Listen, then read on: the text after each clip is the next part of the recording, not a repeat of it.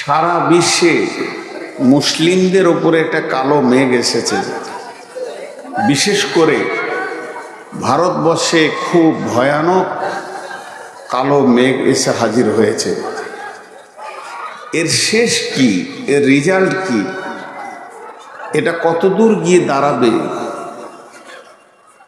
শুধু ভারতবর্ষে নয়, একটা দুটা করে দেশ জুড়তে জুড়তে অর্ধ পৃথিবী জড়িত হয়ে গেছে।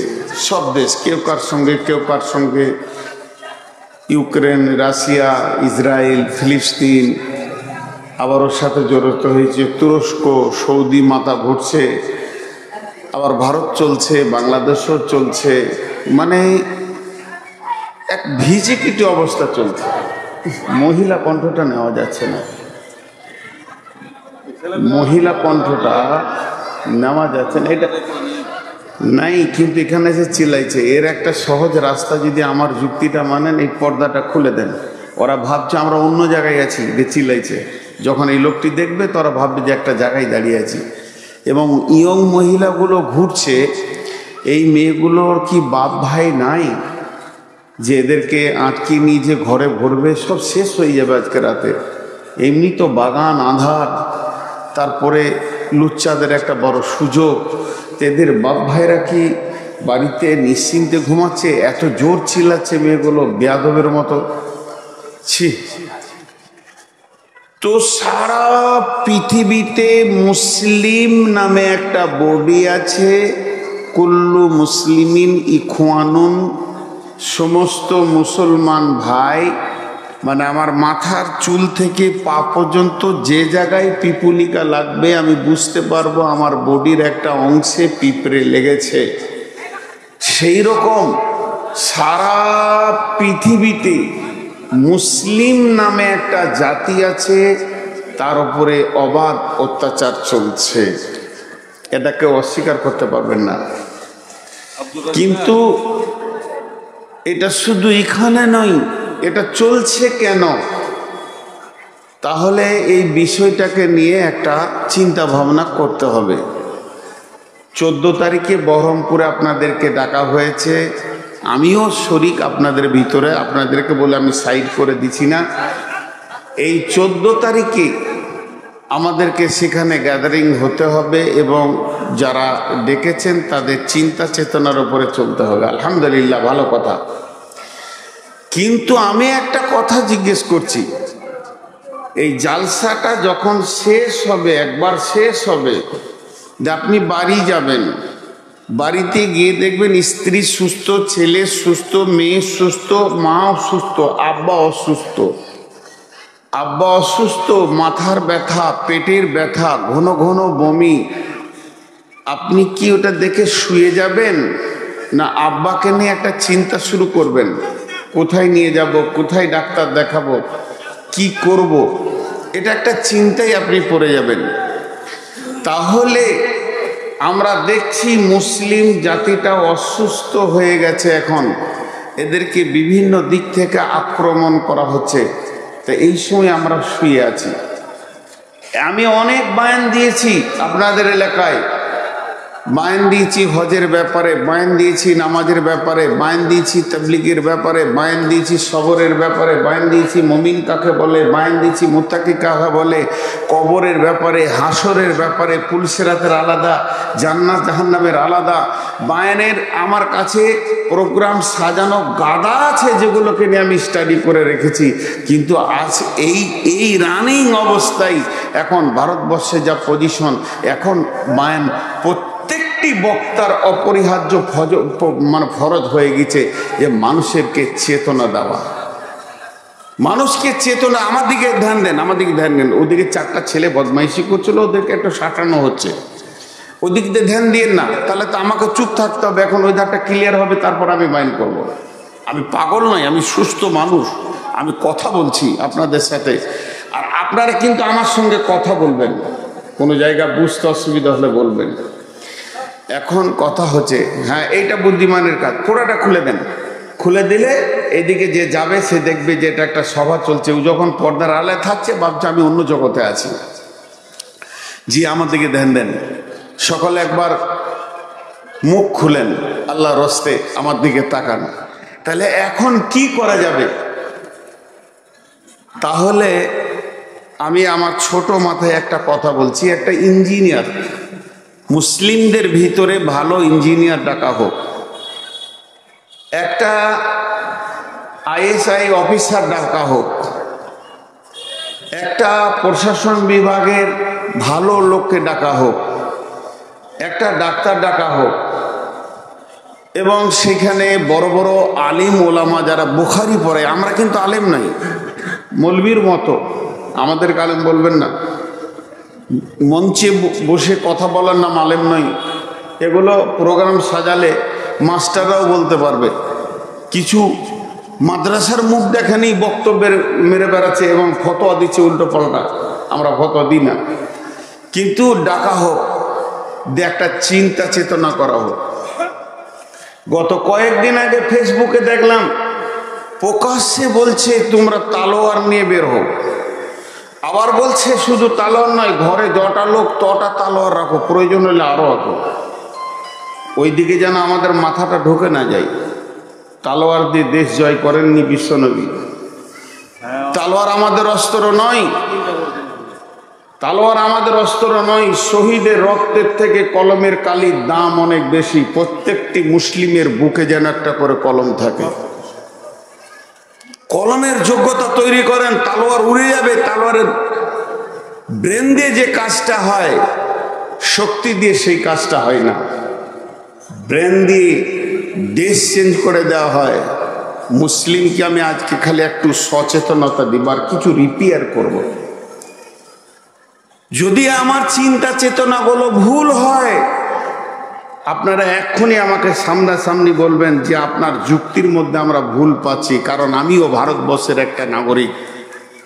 আমি পরিষ্কার মঞ্চে বলছি, আল্লাহর মালে হাত দিয়েছে, রেজাল্ট খুব খারাপ হবে। আবরাহা বাদশার মতো ওদের রেজাল্ট হবে। আজকে যদি আমার ব্যক্তিগত যে সম্পত্তি আছে সরকার বাজেপ্ত করে যদি নিয়ে নিত, বাকি জীবনটা আমি ভিক্ষা করে খেতাম, তাহলে মনে আমার দুঃখ হতো না যে কটা দিন আর ভিক্ষা করে চালিয়ে দেবো, ধুলিয়ান বাজারে আর ডাক বাংলায় ঘুরে ঘুরে ভিক্ষা করে চালিয়ে দেবো। কিন্তু আল্লাহর মালে হাত দিয়েছে। আল্লাহর মালে হাত দেওয়ার রেজাল্ট কি বলছে? আবরাহা বাদশার ঘটনা। আল্লাহকে মারার জন্য গুলি লাগে না, আল্লাহকে মারার জন্য AK-60 লাগে না, রাইফেল লাগে না, রিভলভার লাগে না। আল্লাহকে লাগে শুধু একটা হুকুম মাত্র, আবাবিল পাখি, পাথর বলা হবে না, একটা ছোট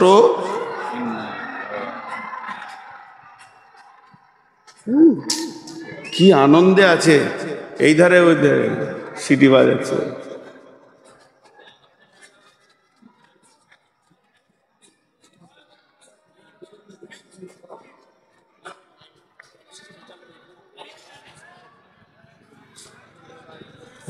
জেনে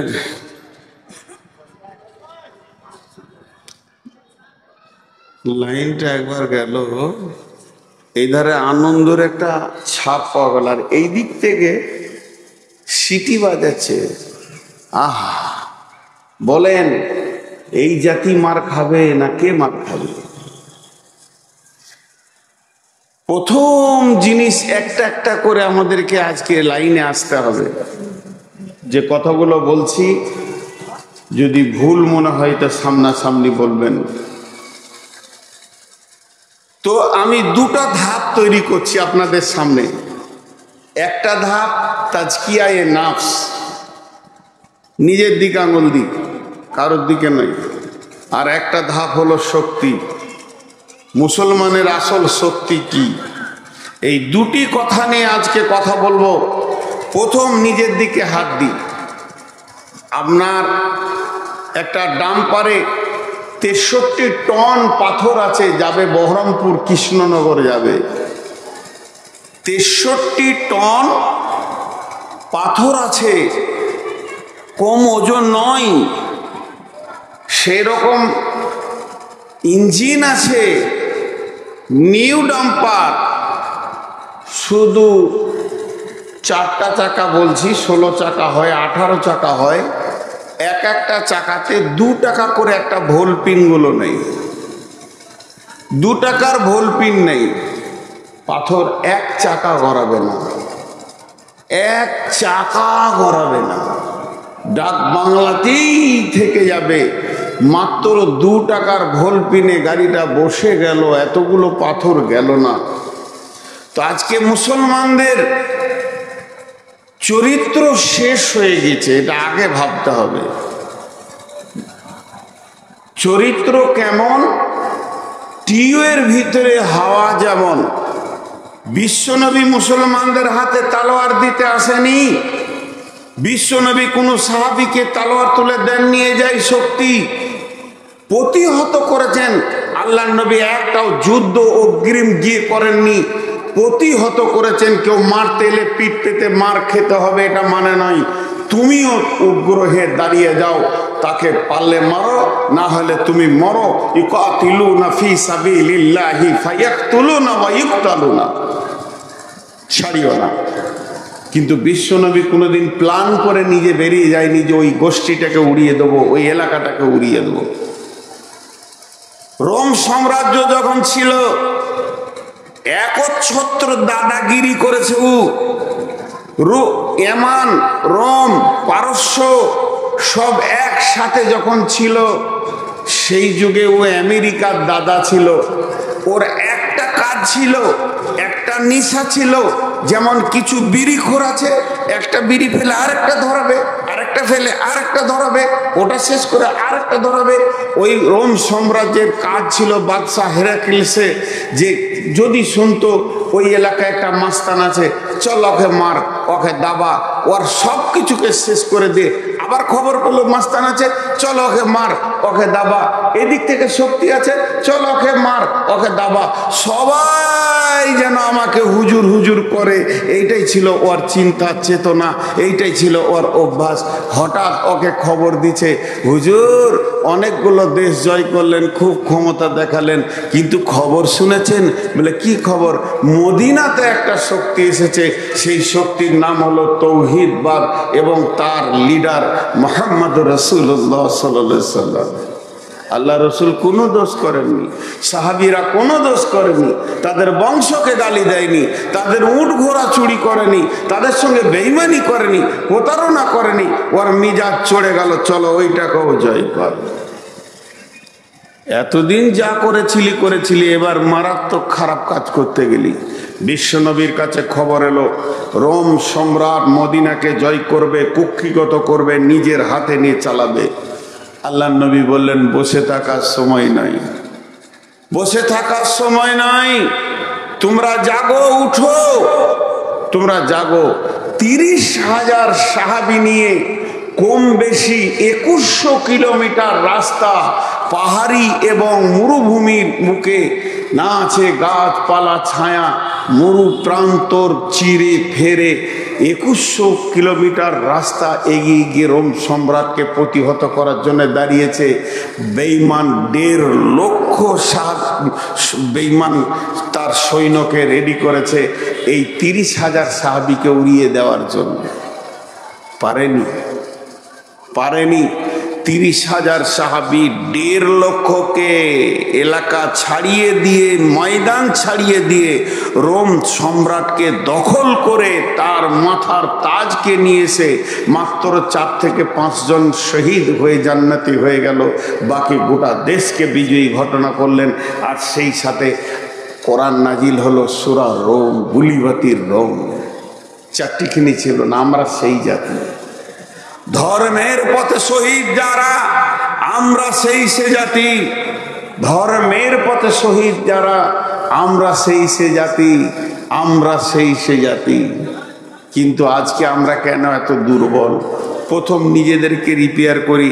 একটা টিউবে 20টা লিক আছে, লিকগুলোকে আগে মারি, তারপরে আমরা আগাবো। কিরকম লিক মারি? বিসমিল্লাহির রহমানির রহিম। قل إن كان آباؤكم وأبناؤكم وإخوانكم حصينتكم وأموال اقترفتموها وتجارة تخشون كسادها ومساكن ترضونها أحب إليكم من الله ورسوله وجهاد في سبيله فتربصوا حتى يأتي الله بأمره والله لا يهدي القوم الفاسقين ভাইরা আমার, বন্ধুরা আমার, আমি যে টাকা নিয়ে জিহাদের ময়দানে নামব সেটা যদি বাঁশের লাঠি না হয়ে কাগজের লাঠি হয় তাহলে মারতে গেলে ঠিক মতো বসবে না। আমরা যারা আমাদের মালকে, আল্লাহর মালকে বেঈমানেরা লুট করেছে, তারা ডাকাতি করেছে, আমাদের ভিতর থেকে কেড়ে নিয়েছে, তারা বুঝে নিয়েছে মুসলিম নামে শক্তিটা কমজোর হয়ে গেছে। আল্লাহর নবী বলে গেছেন, তারাকতু ফীকুম আমরাইনি লান তাজিল্লু মা তামাসসাকতুম বি।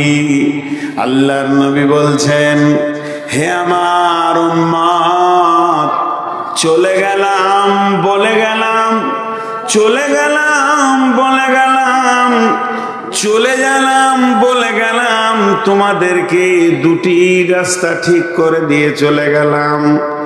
রেলটা ধুলিয়ান থেকে হাওড়া যাবে, শিয়ালদা যাবে, ইঞ্জিনিয়ার দুইটি রেলের পাতি দিয়েছে, সমান করে গোটা রাস্তাটা ক্লিয়ার করেছে, আর বলে গেল এই পাতিতে চলবি, হাওড়া পৌঁছিয়ে যাবি, তোর সামনে কেউ আসবে না, আসলে কাটা যাবে, পড়ে যাবে, কেস কাচারি হবে না, তোকে এমন করে বানালাম। তবে যদি তুই নিজে লাইনচ্যুত হয়ে যাস, তুই নিজেই যদি লাইনচ্যুত হয়ে যাস, মাঠে নেমে যাস, তাহলে তোকে তোলার মতো ক্ষমতা হবে না। আর তোকে কে বোঝাবে? তোর সমস্ত ক্ষমতা শেষ হয়ে যাবে। আল্লাহর নবী বলে গেলেন, তোরা কামিয়াব হবি। দুনিয়া থেকে জান্নাতুল ফেরদাউস পর্যন্ত আমি দুটি লাইন দিলাম, এই লাইনে যখন চলবি জান্নাতে পৌঁছে যাবি। তোদের লাইনের ওপরে যদি বজরং আসে, বিজেপি আসে, শিবসেনা আসে, RSS আসে, কেটে যাবে, পড়ে যাবে। কিন্তু তোরা যদি রাস্তা থেকে নিজে নেমে যাস, কে তোদেরকে রাস্তা দেখাবে রে? সেই লাইন দুটি হলো, একটা কিতাব আল্লাহ আর একটা হলো সুন্নতে রসুলি। তোরা আল্লাহর কিতাবকে ধরে থাক আর রসুলের সুন্নতকে ধরে থাক। এই দুটো যখন তোদের কাছে থাকবে, তখন তোরা বিশ্ব বিজয়ী হবি, বিশ্বকে তোরা শাসন করবি। এটা আল্লাহ বলছেন। তোরা যদি ঈমান এনে ভালো আমল করিস, শাসন শক্তিটা তোদের হাতে দিয়ে দেব। তবে শুনেলে, তোরাই যদি নিজে লাইনচ্যুত হয়ে যাস, তাহলে তোদেরকে কে ফিরে আনবে? তোদের অভিভাবক শেষ হয়ে গেছে। জি ভাই, ছোট্ট একটা কথা বলবো, একবার বলবো, দুবার বলবো না। মসজিদ ওরা কেড়ে নিয়েছে, মাদ্রাসা ওরা কেড়ে নিয়েছে। আরেকবার বলছি, মসজিদ ওরা কেড়ে নিয়েছে, মাদ্রাসা ওরা কেড়ে নিয়েছে। আর একটা কথা বলছি, আমরা মসজিদ ছেড়ে দিয়েছি, মসজিদ ঢুকি না। ওরা আগে কেড়েছে না আমরা আগে মসজিদ ছেড়েছি? কথাটার উত্তর দেন। আমি ভুল বললে জুতোটা আমার মুখ বারবার মারেন। আমি ফুল বলে কুড়িয়ে নেব, আপনার জুতাতে একটা চুমা দিব। আমরা আগে মসজিদ ছেড়েছি। আজকে এই গ্রামের পপুলেশন কত আর মসজিদে কত? ফজরে 3টে, সালাম ফিরে ইমাম সাহেব দেখছে খলিল চাচা, জলিল চাচা, হবিব চাচা, 3 জনা। 2টো আবার প্যারালাইসিসের রুগী, একটা অ্যাজমার রুগী, সারা রাত ঘুম হয় না। 3 জনাতে এসেছে। হাত থেকে এমনি যায়নি। গোটা ভারতবর্ষের মুসলমান যদি ব্রেন লাগিয়ে দেয় 1 কাঠা জমি উদ্ধার করতে পারবে না, এটা আমি চ্যালেঞ্জ দিয়ে বলে গেলাম। আর যদি একজনাকে সাথে নেয়, আর কাউকে চাই না, সব জমি বাপ বাপ করে ফেরত দিবে, তার নাম হলো আল্লাহ। আল্লাহ ছাড়া যদি উদ্ধার হয় তারা আপনারা নামেন, আমিও আছি। আজ মুসলমানদের উপর এই অত্যাচার মানে প্রথম আল্লাহ নারাজ। মিশনগুলো জন্ম নিয়েছে ক বছর? হার্ডলি 20 বছর 25 বছর। আর মাদ্রাসাগুলো সেই ব্রিটিশ পিরিয়ড থেকে টুকটু কুটকু টুকটু খুব চলছে। বাপের মেধা ছেলেটা কোথায় যাবে মিশনে?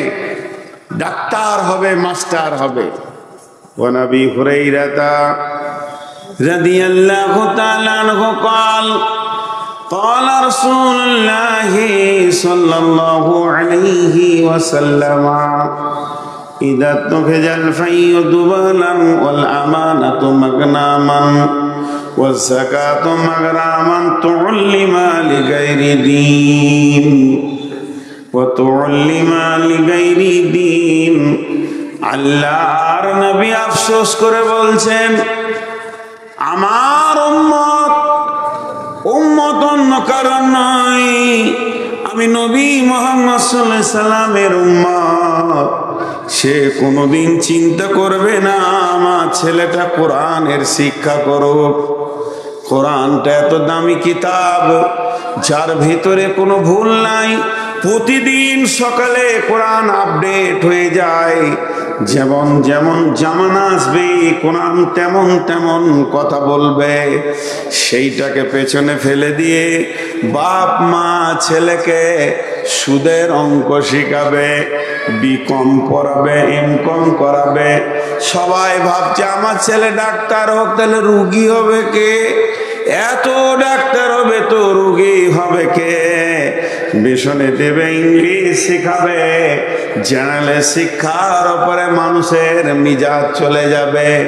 মাদ্রাসায় ছেলেকে পড়াতে গিয়ে যাকাত খাওয়াচ্ছে, ওসর ফেতরা খাওয়াচ্ছে, বাইতুল মাল খাওয়াচ্ছে। মা বাপের কোনো চিন্তা নাই। ওই বাপকে যদি আমি পকেট থেকে 100 টাকা বের করে বলি যাকাতের টাকাটা লেন ভাই, লিবে না। কিন্তু ছেলেটাকে মাদ্রাসায় যাকাত খাওয়াবে। আর একটা বেটাকে ইংলিশ মিডিয়ামে দিয়েছে, 2 নম্বরের কারণে ফেল করেছে, সেটাকেও ক্যাপাসিটি করেছে ওই আপনার কিনা মিশনওয়ালা। বাপ তখন গোপনে বলছে 50,000 60,000 সেক্রেটারিকে দিব, ছেলেটা নেন।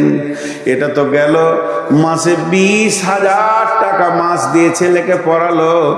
যখন রিজাল্ট বের হচ্ছে পশ্চিমবঙ্গ জুড়ে, গোটা পশ্চিমবঙ্গে স্কলার কে হয়েছে?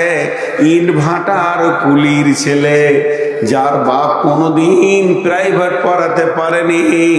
বাড়িতে বসে বসে বাপের সঙ্গে ভাটাতে ইট বুইয়েছে। ওই ছেলেটা পশ্চিমবঙ্গে স্কলার হয়ে গেছে। আর এই মাসে 50,000 টাকা খরচা করেও পারল না। আল্লাহর নবী বলছেন তোমার ছেলে কোরআন জানে না। এখানে যতগুলি মুসলমান আছেন, অত্র এলাকায় যারা ইমানদার আছেন, আল্লাহর হস্তে বলেন মসজিদে কতগুলো পাওয়া যাবে, মসজিদের বাইরে কতগুলো পাওয়া যাবে। ওরা মসজিদ কারেনি, বরং আমরা মসজিদ ছেড়েছি। আমরা যদি 100% মসজিদে যেতাম, ওদের কোনোদিন ক্ষমতা হতো না এদের কাছ থেকে মসজিদকে কেড়ে নেব। মসজিদ বিল্ডিংটার উপরে মহব্বত করে কি করবেন? ইবাদত তো মসজিদের নয়, ফালিয়াবুদু রব্ব হাযাল বাইত, তোমরা ইবাদত করো এর মালিকের, এই ঘরটার মালিকের ইবাদত করো। ঘরটা তো ইবাদতের জায়গা, কিন্তু মসজিদকে মহব্বত করলে আরশের নিচে ছায়া পাবেন বটে, তবু ওই ঘরের মালিকের ইবাদত করে। আজকে যদি বলি নতুন মসজিদ বানাবো, এই গ্রামের লোক কোটি টাকা ঢেলে দিবে, যে নামাজ পড়ে না সে দিবে, যে জুয়ারি সে দিবে, মাতাল রড দেবে, আর সুদারু সিমেন্ট দেবে, মসজিদ পাকা হয়ে যাবে, মাল মর্যাক হয়ে যাবে। কিন্তু মসজিদটা যে জন্য বানানো হলো, এই জন্য মসজিদে কাউকে পাওয়া যাবে না। বিশ্বনবী বলছেন, আমার উম্মতকে যখন দুটি রোগে ধরবে, তখন আমার উম্মত এত দুর্বল হয়ে যাবে, যারা দুর্বল তাদেরা এদের ওপরে ছড়ি ঘোরাবি। সেই রোগটার নাম ওহান। মা ওহান ইয়া রাসূলুল্লাহ। ওহান কাকে বলে? হুব্বুদ দুনিয়া কারাহিয়াতিল মত, পৃথিবীর মহব্বতে পাগল হয়ে ঘুরবে মানুষ। আল্লাহ বলছেন, চলো কাগজ কলম নাও, অঙ্ক করো। কুলিন কানা বাউকুম, তোমরা তোমাদের বাপকে, ওয়াবনাউকুম, তোমাদের সন্তানকে, ওয়াইখওয়ানুকুম, তোমাদের ভাইকে, ওয়াজওয়াজুকুম, তোমরা তোমাদের বিবিকে, ওয়াসিরাতুকুম, বন্ধু বান্ধবকে, ওয়া আমওয়ালুন ইকতারাফতুমুহা, সঞ্চিত মালকে, ওয়াতিজারাতুন তাখসাউনা কাসাদাহা, ব্যবসা বাণিজ্য চাকরি বাকরিকে, ওয়া মাসাকিন তারজাউনাহা, আর যে অট্টালিকাটা বানিয়েছো সেই ঘরকে। এই 8টা জিনিসের মহব্বতে, এই 8টা জিনিসের প্রেমে, এই 8টা জিনিস কিনে পাগল হয়ে তোমাদের দিন রাত গুজারে যাবে। সকাল থেকে সন্ধ্যা, সন্ধ্যা থেকে সকাল, এই 8টা কাজ কিনে তোমরা ব্যস্ত থাকবে। তোমাদের মাথা থেকে 3 জন উড়ে যাবে, সফটওয়্যার থেকে 3 জন থাকবে না। আহাব্বা ইলাইকুম মিনাল্লাহি, আল্লাহর মহব্বত, ওয়া রাসূলিহি, রাসূলের মহব্বত, ওয়া জিহাদিন ফি সাবিলিহি, আল্লাহর রাস্তায় নিজের জানটাকে দিয়ে দিতে হবে, তার মহব্বত। এইগুলি যখন তোমাদের মাথা থেকে চলে যাবে, আল্লাহ নিজে বলছেন, ফাতারাব্বাসু ফাতারাব্বাসু হাত্তা ইয়াতি আল্লাহ বিআমরিহি ওয়াল্লাহু লা ইয়াহদিল কওমাল ফাসিকিন। অপেক্ষা করো, এমন সময় আল্লাহর হুকুম না আসছে, যখন আল্লাহর হুকুম এসে যাবে, তোমরা হাজার চেষ্টা করলেও তোমাদের মতো বেঈমানকে আল্লাহ হেদায়েতের রাস্তা দেবে না। আমাদের মতো বেঈমানকে আল্লাহ হেদায়েতের রাস্তা দেবে না। আপনার বিয়ে বাড়ি চলছে, আমাকে দাওয়াত করেছেন, কেননা আমি আপনাদের মসজিদের ইমাম। আর একজন ওনাকে দাওয়াত করেছেন, কেননা উনি মাদ্রাসার হেড মাওলানা। তাহলে উনি হলেন আপনার রসুলের তরফের কুটুম, আমি হলাম আল্লাহর তরফে কুটুম। বিয়ে বাড়িতে যেসব কীর্তি চলছে, আমরা দাঁড়িয়ে থাকতে পারলাম না, পালিয়ে গেলাম, খেলাম না গান বাজনা সিডি আর কিছু। মেয়েদের অবাধ মিলাবাসা, পর্দা নাই, মাথায় কাপড় নাই, ঢুকছে বেরোচ্ছে। উনিও মাথা নামো করে সুসুর করে মাদ্রাসা গিয়ে 2টি মুড়ি খেয়ে নিলেন। আমিও টুকটুক করে বললাম, ভাই যাচ্ছি, এখানে ইমাম থাকবে না, মসজিদে গিয়ে 2টি মুড়ি খেয়ে নিলাম। বলেন, আপনার বিয়ে বাড়িতে কত কুটুম এসছে? আপনার শ্বশুর তরফের কুটুম এসছে, আপনার বেটির বিয়ে দিয়েছেন, বিয়ের তরফের কুটুম এসছে, বেটার বিয়ে দিয়েছেন, বেটার তরফে কুটুম এসছে, আপনার শ্বশুর শালার তরফে কুটুম এসছে, আপনার বিবির তরফে ভাইরা এসেছে। সবাই শান্তিতে আনন্দ করে পেট ভরে খেলো, অনুষ্ঠান শেষ করে গেল। মাত্র 2 জন খেতে পেল না, মসজিদে যে মুড়ি খেলো। পরিবেশটা এমন ছিল, এরা থাকতে পেল না। বলেন, আমরা 2 জন যে ঘুরে এলাম, আল্লাহ রাজি হবে? সন্তুষ্ট হবে। আল্লাহ আপনাকে ডেকে বলবে, হবিবুর তোর বিয়েতে তোর শালার বংশ সব খেলো, তোর বিবির বংশ, তোর বেটির কুটুম, তোর বেটার কুটুম, তোর 14 গোষ্ঠী বন্ধু বান্ধব কিনা আনন্দ করলি। একবার খেয়াল করে দেখেছিস আমার মেহমানটা পালিয়ে এসেছে, আমি আল্লাহ ওখানে জায়গা পাইনি, আমার রসুল ওখানে জায়গা পাইনি, তাহলে তুই কি কেমন মুসলমান? আজকের আমাদের অবস্থা এই, আমাদের আচরণে এই, এক কথাই বলা যেতে পারে আমাদের ব্যবহারে আমাদের আল্লাহই আমাদের উপরে নারাজ আছে। এই তো দুনিয়ার আযাব। এরা তো শেষ কি কাজ করবে? এই আরএসএস শেষ কাজ করতে পারবে, আপনাকে আমাকে কেটে দিবে, পুড়িয়ে দেবে। আর দুটা কথা হাদিস এসেছে যে আল্লাহ নবী বলছেন, লা তুশরিক বিল্লাহি শাইআ ওয়া ইন কুতিলতা আও হুরিকতা, জ্বালিয়ে দেখ, কেটে দেখ, কেটে দিবে, শেষ করে দেবে। এরা কেটে পুড়িয়ে মারবে, মাত্র 8 ঘন্টা 10 মিনিট 5 মিনিটের একটা কষ্ট, তার থেকে বেশি দিতে পারবে না। হার্ডলি 10 মিনিট 1 মিনিট 8 ঘন্টার কষ্টের থেকে বেশি দিতে পারবে না। আর আমার আল্লাহ জাহান্নামে ভরলে কতদিন চলবে? অনন্তকাল। ওই আযাবের থেকে আযাবটা বেশি। এই আরএসএস যদি মাথা নাও ভরে, আল্লাহর আজরাইল আছে, সেও মারবে। আল্লাহর আজরাইল আছে, মারবি। এবার বলেন, আল্লাহ আমার উপরে নারাজ আছে, এই হালাতে যদি আল্লাহর কাছে যাই, আল্লাহ আমার উপরে নারাজ আছে, এই হালাতে যদি আল্লাহর কাছে যাই, আজ আমাদের অবস্থা অনেক খারাপ। আমাদের না আছে আমলে আল্লাহ, না আছে আমাদের কাছে রসুলের সুন্নত, না দাঁড়িয়ে আছে মুসলমান কি না তা আছে না। যেমন কি ভাবছেন নাকি? কেন ভাববেন? আপনি চলে গেলে সব খারাপ লাগবে। মৌলানা সাহেব তো ফোন নিয়ে ব্যস্ত, তুই থাকলে হবে? এত রাতে বিবির সঙ্গে কথা বলে আর ও জিহাদ করবে সোমবার দিয়ে? জি, আল্লাহ তাবারাক ওয়া তাআলা যদি আমাদের সঙ্গে না থাকে তাহলে আমরা আগাতে পারবো না।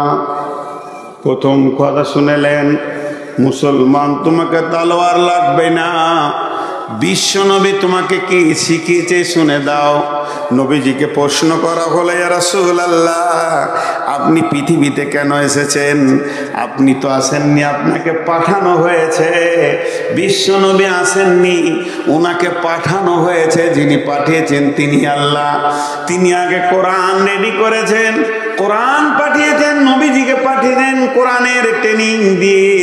জীবিত কোরআন হাত পা দিয়ে বিশ্বকে দেখাবে আল্লাহ কি চাইছে। তিনি 63 বছর বয়স পর্যন্ত চাকরি করলেন, তিনি রিটায়ার হয়ে গেলেন, ফেরত চলে গেলেন, যেখান থেকে এসেছিলেন সেখানে চলে গেলেন। আল্লাহর নবী উত্তরে বললেন, বুইস্তু তিম্মু মালি মাকারিমাল আখলাক, বুইস্তু তিম্মু মালি মাকারিমাল আখলাক। হে আমার সাহাবীরা, ওরে আমার উম্মত শুনে নাও, আমাকে আখলাকের মেসেঞ্জার করে পাঠানো হয়েছে। এই পৃথিবীর বুকে আমি চরিত্রের মাস্টার, অন্য কোনো মাস্টার নয়। আমি হলাম চরিত্র গঠন করার মাস্টার। আমাকে ইংলিশ দেওয়া হয়নি, হিন্দি দেওয়া হয়নি, আর্টস কমার্স সায়েন্স দেওয়া হয়নি। আমার সাবজেক্টের নাম হলো চরিত্র। আমার চরিত্র এত ধারালো হবে, তলার সেই জায়গায় পৌঁছাতে পারবে না।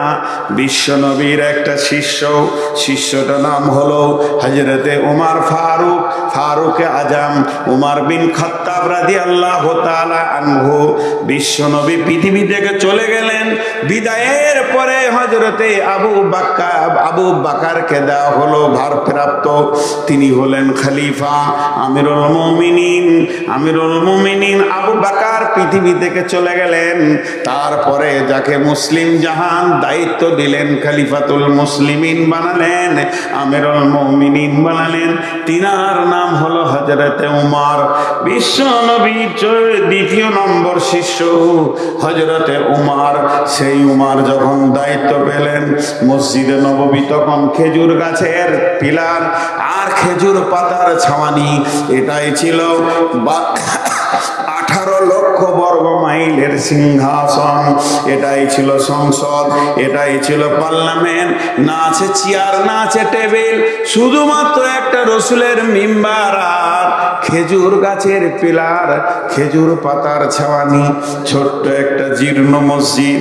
তুমি পড়ে গেছো খেজুর তুমি পড়ে গেছো নুয়ে, খেজুর পাতার পাশা তোমার বারে বারে গেছে ক্ষয়ে, ছাই মোম ঝরে পড়িয়াছে জনে, করিয়াছে কুটির, তুমি তো পড়নি নুয়ে, তোমার খেজুর পাতার প্রাসাদ খানি বারে বারে গিয়াছে ক্ষয়ে। এর নাম ওমর। হযরত ওমর ফজরের সালাত পর তসবিহ করছেন একা। 18 লক্ষ বর্গ মাইলের বাদশার কোনো বডিগার্ড নাই, না আছে কোনো দেহরক্ষী, না আছে কোনো সিকিউরিটি। বেনি মসজিদে বসে বসে তসবিহ করছেন। এমন সময় ক্লান্ত লেগেছে, শরীরটা একটু আরাম করে নি। মসজিদে বালুর ওপরে শুয়ে আছে, বালিশ নাই, একটা লেপ নাই, কেতা নাই, গদি নাই, ডানলপের গদি নাই, বালিশ তো নাই, তাহলে হাতে মাথাটা হাতের ওপরে রেখে একটু তোমরা এসেছে।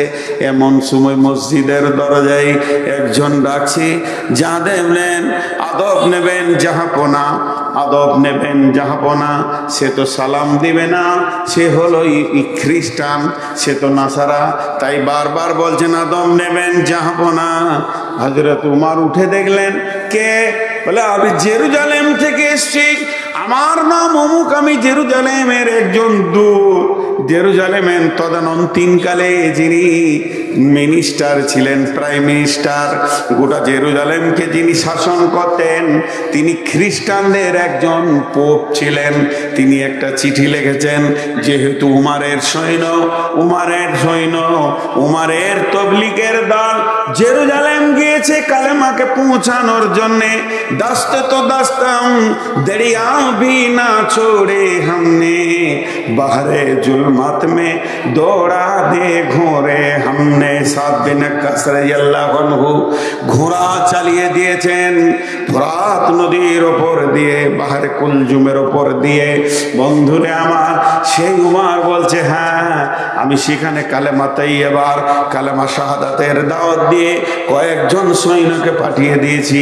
বলে সেই মর্মে আমাদের দেশে প্রাইম মিনিস্টার আপনাকে চিঠি দিয়েছে।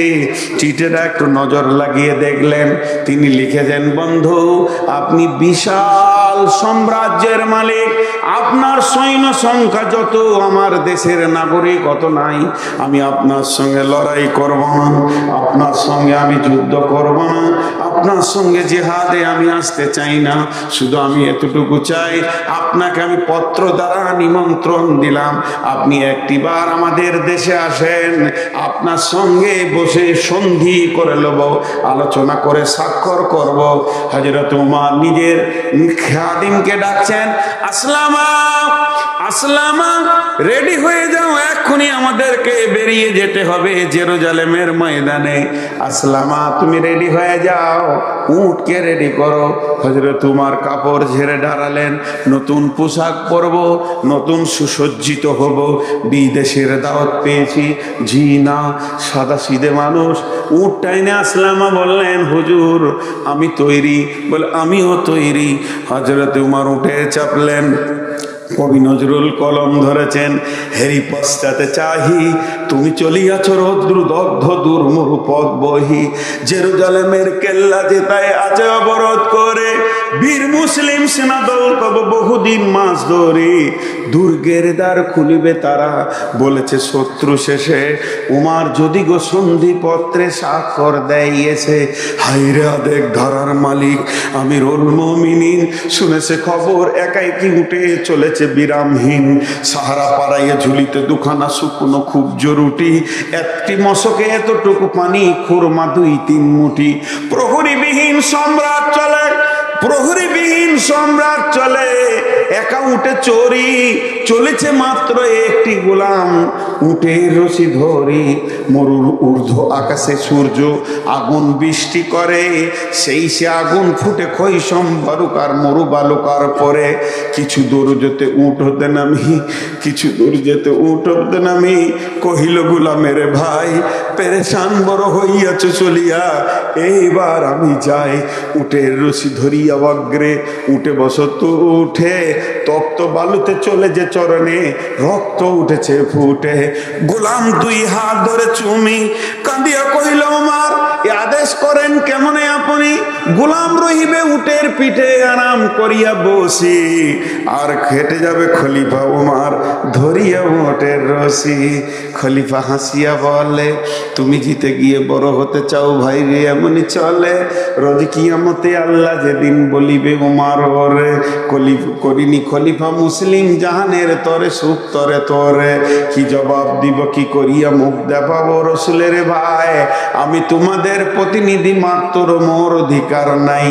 আরামে সুখের মানুষ হইয়া মানুষের নিতে সেবা, ইসলাম বলে সকলে সমান কে বড় ক্ষুদ্র কে বা। ভিত্ত ধরিল উটের পিঠে, ভিত্ত চড়িল উটের পিঠে, উমার ধরিল রশি মানুষে স্বর্গে তুলিয়া ধরিয়া ধোঁয়াই নামিল শশী। মাত্র দুটি লোক যেতে যেতে যেতে একবার উমার একবার গোলাম, একবার উমার একবার গোলাম, যেতে যেতে জর্ডান নদী চলে এসেছে। নদীটা পার হয়ে গেলি জেরুজালেম ঢুকে যাবে। পালা পড়ে গেছে, গোলাম থাকবে উটের পিঠে আর গোলাম উটের রশি ধরে হাঁটবে। হযরতে উমার জেরুজালেম শুনতে পেয়েছে বিরাট সাম্রাজ্যের মালিক মদিনা থেকে আমাদের দেশে আসছে, সৈন্য সামন্তকে পাঠিয়ে দিয়েছে বর্ডারে যাও, স্যালুট করবে, সম্মান করবে, আদব জানাবে, তানজিম করে নিয়ে এসো। এবারে গেটে দাঁড়িয়ে আছে যেই উট আর ভিত্ত দুইজন এসে হাজির হলো। কোম্পানি মেজর একটা স্যালুট মেরেছে, আদব নেবেন জাহাপনা, আমাদের দেশে আসার জন্যে আমরা ধন্য হয়েছি, আপনাকে সুসংবাদ দিছি। তখন গোলাম এমনি করে হাতটা করে নিয়ে জোর হাত করে চোখের পানি ছেড়ে দিয়ে বলছে ভাই আমাকে কেউ স্যালুট দেবেন না, আমাকে কেউ আদব দেবেন না, আমি আদবের স্যালুটের যুক্ত নয়, শুধু আমিরুল মুমিনের হুকুম তাই আমি উটের ওপরে বসে আছি। আমি আমিরুল মুমিনিন নয়, আমি নির্বাচিত খলিফা নয়, যিনি উটের লাগাম ধরে হাঁটছে উনি হলেন উমার, খলিফা উমার রাদিয়াল্লাহু আনহু। কোম্পানি মেজর তো আফসোস করছে, বহু বাদশা দেখেছি, প্রধানমন্ত্রী দেখেছি, কিন্তু পরিপূর্ণ মানুষ দেখিনি। আজকে একটা মানব দেখলাম, জানটা ঠান্ডা হয়ে গেল। মানুষ কাকে বলে? আদবের সঙ্গে নিয়ে গেল গির্জাতে, বিরাট গির্জা, দেশের ওইটাই পার্লামেন্ট, অত বড় গির্জা। দুই সন্ধিতে বসে আলোচনা করছে, আপোষের মধ্যে কুশল বিনিময় হচ্ছে, কেমন আছেন, কেমন করে এলেন। কথা চলতে চলতে হযরত উমার সময় দেখে নিয়েছে, নামাজের টাইম হয়ে গেছে। তখন পাদ্রীকে বলছে হুজুর আমাকে একটু ছেড়ে দেন, হুজুর আমাকে একটু ছেড়ে দেন, পারমিশন চাইছে। ই তো অবাক, একটা ছোট দেশের বাদশার কাছে কেন পারমিশন চাইবে? আজকে যদি আমেরিকার ট্রাম্প আমাদের দেশে আসে, উচিত হচ্ছে ওকে মোদির কথাতে উঠা বসা করতে হবে, কিন্তু না, ও এলে মোদি ওর পেছনে কুত্তার মতো ঘুরবে। এটাই নিয়ম হয়ে গেছে, ক্ষমতা ওর কাছে আছে। কিন্তু আমার নবী আদর্শ দিয়ে গেছে, যে দেশে তুমি যাবে সেই দেশের আমির তোমার আমির, তুমি তাকে মানবে, যে কোনো জাতির হোক না কেন। তাই হযরত উমার বলছেন আমাকে একটু ছেড়ে দেন, 2-4-10 মিনিট আমি একটু আসি। তখন গির্জার পেদরি বলছে কেন? বলে আমার নামাজের ওয়াক্ত হয়ে গেছে, আমি 2 রেকাত কসর করে নামাজ পড়ে আবার চলে আসব, আমি ওয়াক্ত চেঞ্জ করতে পারবো না। তখন ওয়েদরি বলছে আমাদের এই আঙ্গিনায় গির্জায় পড়িলে নামাজ হবে নাকি কবুল? আল্লাহর দয়ার গায়ে যদি এখানে নামাজটা পড়েন, আমাদের পবিত্র জায়গা, নামাজটা যদি একবার পড়লেন আল্লাহকে কবুল করবে না। লম্বা কথা উমার জড়াতে গেলেন না, শুধু ইশারায় বলে দিলেন আমার সৈন্য সংখ্যা বেশি, আমার কন্ট্রোল ক্ষমতা অনেক শক্ত হতে হবে। আমি যদি এখানে নামাজ পড়ি ওরা ভাববে হয়তো নামাজ পড়ে ইশারা করে দিয়েছে, আজ থেকে গির্জাটা মসজিদ হয়ে গেছে, তারা মসজিদ বানাবে। নহে কই ইসলামী ধর্ম, নয় যে খুদার বিধান, নয় যে ইসলামে ধর্ম, নয় যে খুদার বিধান। করো মন্দিরে গির্জারে ভেঙে মসজিদে মুসলমান, এটা আল্লাহ কবুল করবে না, এটা কোনোদিন হতে পারে না। জোর করে কোনো জায়গায় মসজিদ বানানো যাবে না, আমি সৈন্য সামালতে পারবো না। তার থেকে ফাঁকা মাঠে ওই গাছতলায় গিয়ে 2 রাকাত নামাজটা আমি পড়ে চলে আসি। এমন সময় পাদ্রী বলছে, এটা কি ইসলাম? এটা কি রসুলের ফরমান? বলে হ্যাঁ, এটা ইসলাম। ইসলাম এটা আদর্শ দিয়েছে, এটা রসুলের ফরমান। তখন পাদ্রী বলছে, হুজুর হাতটা আমার দিকে দেন। হযরত তোমার হাত বাড়িয়ে দিলেন। পাদ্রী হাতটা ধরে বলছেন, আশহাদু আল্লাহ ইলাহা ইল্লাল্লাহ ওয়া আশহাদু আন্না মুহাম্মাদান আবদুহু ওয়া রাসূলুহু। কোনো তলোয়ার বের হয়নি, কোনো বোম বারুদের দরকার হয়নি। রসুলের চরিত্রের কত মূল্য ছিল! একটা স্যাম্পেল যে গোটা জেরুজালেমকে জয় করেছে। মুসলমান, আমাদের আখলাকের তলোয়ারটা আর নাই। মুসলমান মাতাল, মুসলমান লুচ্চা, মুসলমান জুয়ারি, মুসলমান সুদারু, মুসলমান নারী মারে। মুসলমানদের মেয়েরা মেলার মতো জালসাতে ঘুরছে, এনজয় করছে। দোলা ভাইয়ের সাথে শালি ঘুরছে, শালিকে নিয়ে দোলা ভাই ঘুরছে, আর শালার বউকে নিয়ে ধারের বিনিময়ে বিশ্ব জয় করব। আর এই বেঈমান, একজন বেঈমান, নামটা আমি জানি না, বেশ সুন্দর চেহারা। বেঈমানটা মনে হয় যেন মেদিনীপুর বাড়ি, লম্বা লম্বা লেকচার দিছে, গেরুয়া পোশাক পরে। আর শেষের দালাল বলছে মসজিদ 1000 খানা আছে, যার নিচে মন্দির আছে। বন্ধুরে, মন্দির ভেঙে জীবনেও মসজিদ হবে না। মুসলমানদের একটা বাচ্চা পর্যন্ত জানে যে এটা মুসলমানদের, একদিনে মুসলমানের একটা শিশু, মেয়ে, নারী, পুরুষ সবাই জানে। মন্দির দূরের কথা, গির্জা তো দূরের কথা, মুসলমানের জায়গাকেও জবরদখল করে মসজিদ হবে না। কেউ নামাজ পড়বে না, কেউ নামাজ পড়বে না। কত মসজিদ আছে ছোট হয়ে আছে, পাশের বাড়ির লোক জায়গা দিচ্ছে না, লোক রাখছে, মনে কষ্ট হচ্ছে, তাও তার ঘাড়ে ধরে না, তাকে থাপ্পড় মারে না, যতক্ষণ পর্যন্ত স্বেচ্ছায় না দেবে। মুসলমানের জায়গা তো মসজিদ হবে না। আগেকার লোকেরা কি পাগল ছিল? মন্দির ভেঙে মসজিদ করেছে, কোনোদিন ইতিহাস হতে পারে না। এগুলো তোমাদের মন গড়া কথা। তাই বলি ভাই আমার, আমাদের আসল অস্ত্র হলো আখলাক, আমাদের আসল শক্তি হলো আল্লাহ।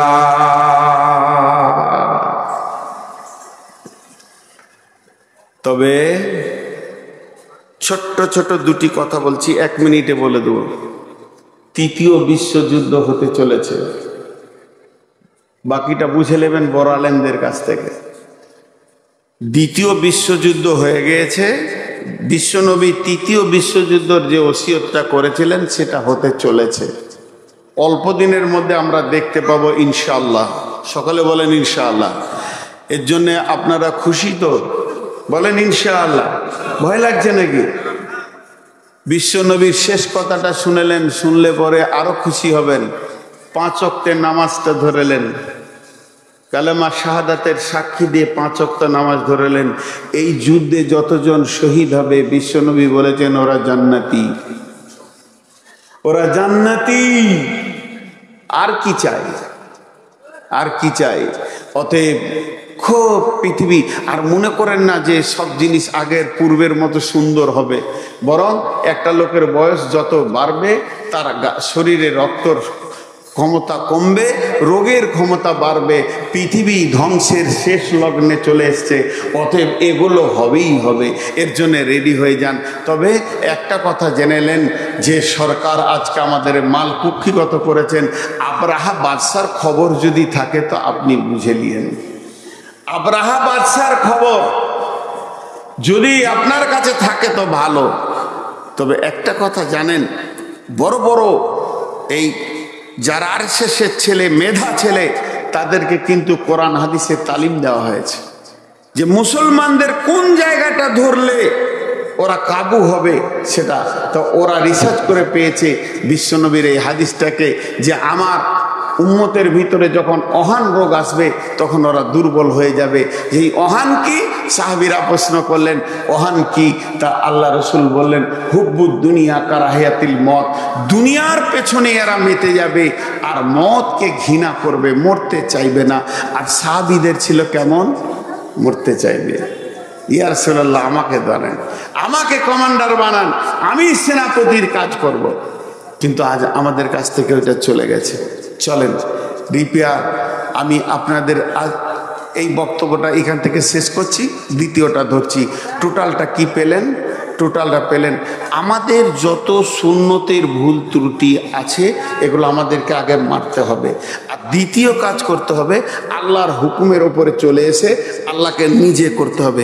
আল্লাহ যদি আমাদের নিজের হয়ে যায় আর আমাদের সুন্নতে রসুলের সব সুন্নতগুলো যদি আমাদের কাছে এসে যায় তাহলে ইনশাআল্লাহ আমাদের শক্তি 100-তে 100, 100-তে 100 শক্তি বেড়ে যাবে। আপনারা কি জানেন? আপনারা কি জানেন? একটা মনের কথা বলি, খুব ঘনিষ্ঠ বন্ধু যদি কোনো হিন্দু লোক থাকে তার সঙ্গে 5 মিনিট বসবেন, ছেলে মেয়ের বিয়ে হলো, কি হলো, কেমন আছেন, দেখবেন আমাদের থেকে বেশি কষ্টে ওরা আছে, প্রচুর অশান্তিতে আছে। ওদের দিন নাই, তরিকা নাই, রাস্তা নাই, যে যেমন পারে চলে, যেটা ইচ্ছা সেটা খায়, যে যেদিকে মন হাঁটে, ওদের কোনো হিসাব নাই, দলিল নাই। আমি যদি এখন একটা কথা বলি যে উজুর আগে 3 বার দরুদ শরীফ পড়তে হবে, তা আপনি প্রথম প্রশ্ন করবেন দলিল দেন, দলিল কোথা আছে দেন। আমি যদি বলি আজান দেওয়ার আগে 2 বার ইয়া নবী সালাম আলাইকা বলতে হবে, তো প্রথমে আপনি বলবেন দলিল দেন। মানে আমাদের চলা ফিরা, ওঠা বসা, লেন দেন, মুখে থুতু এসছে, আমার থুতুটা কোন দিকে ফেলবো, ডান দিকে না বাঁ দিকে, নামাজের সময় থুতু এসছে কোথা ফেলবো, এর পেছনেও দলিল আছে। তার মানে আমাদের একটা রাস্তা আছে, হিন্দুদের নাই, ওদের ভিতরটা হু হু করে চলছে, কোথা গেলে শান্তি পাবো। মুসলমানরা খালি 2টো কাজ করুক, দুটা হিন্দুগুলো সব মুসলমান হয়ে যাবে। কে? 2টা কাজ, আমানতের খেয়ানতি করিয়েন না, আর হারাম খোয়া ছেড়ে দেন, বিয়েতে পণ নেওয়া ছেড়ে দেন। দেখেন মজা, হিন্দুরা এখানে এসে ঢুকে যায় না, না যাইতে কি বলেছি, ওরা ওই জ্বালাতে মেয়ের বাপরা গলায় দড়ি নিয়ে মরছে। আমাদের থেকে বেশি কষ্টে আছে, মানসিক কষ্টে আছে। কে বলছে এই জায়গা কটাকে লুটে নিয়ে ওরা শান্তিতে আছে? জি না, ওদের শান্তি কারা গেছে।